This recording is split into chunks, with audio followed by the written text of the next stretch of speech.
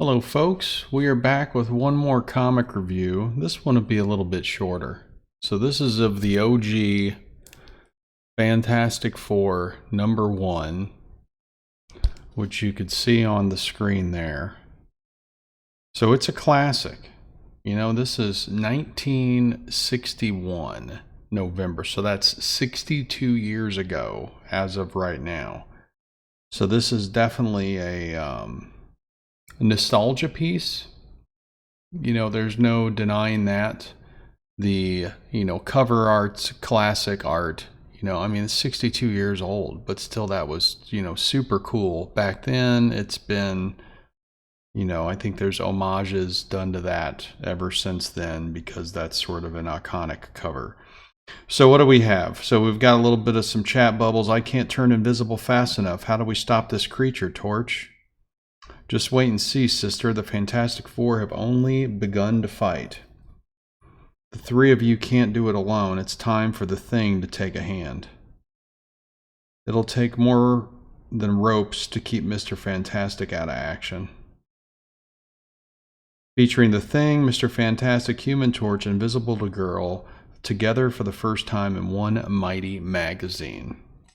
So, the title's the Fantastic Four, but this is actually, there are multiple stories in here. This is actually the Fantastic Four is one story. You get the Fantastic Four Meet the Mole Man, which is a short story, and then the Mole Man's Secret, which is also a short story. So it doesn't age that great.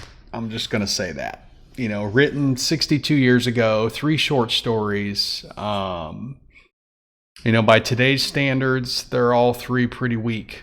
There's not a lot of details. It's clear that the times have definitely changed a bit since comics first came out, which is fine.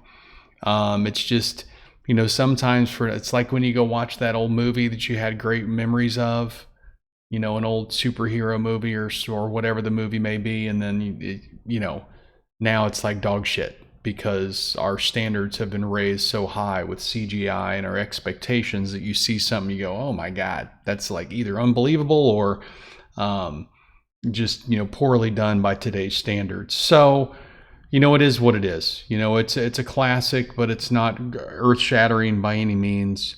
I'm sure back in the 60s, the story was fantastical enough to hook people. Because it's one of the reasons the comic industry and all these heroes are around today is because people got interested in the fantasy of them back in the day. So nostalgia-wise, yeah, it's a cool issue, but there's not much there story-wise. You don't get a whole lot of details for stuff with 3 short stories. I think we've just come a little too far. It didn't feel very deep at all. And what's interesting in comparison, I'd read the 1941's Captain America Comics #1. So written 20 years before this, and which was Captain America's first appearance. And I didn't really get the lacking on details feeling that I got from this. It was older, so it isn't like it was just something with the 60s. Now, Grant, I mean, this is, well, hold on. I've got the wrong, where's my, let's see, cover artist is not. This is actually going to be Jack Kirby. There we go. Fix that. So, written by Stan Lee, old school Stan Lee. I don't know how old he was at this time. In the 62 years ago. He was probably a real young guy. Artist Jack Kirby. Nothing really wrong with the art, especially in the 60s, man. I mean, the art holds up. The art's fine. It portrays the story well. But the story itself, it's all right. You don't get a lot. I'm sure you could find a lot more meat and potatoes in some other Fantastic Four issues, but it's in the collection. I got it. So it's going to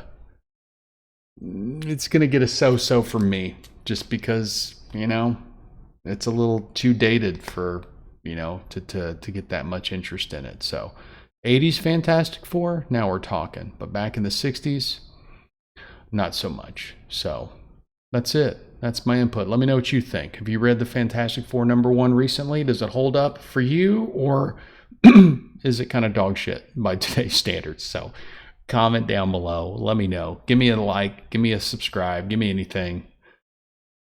I'd appreciate it. Till next time, peace.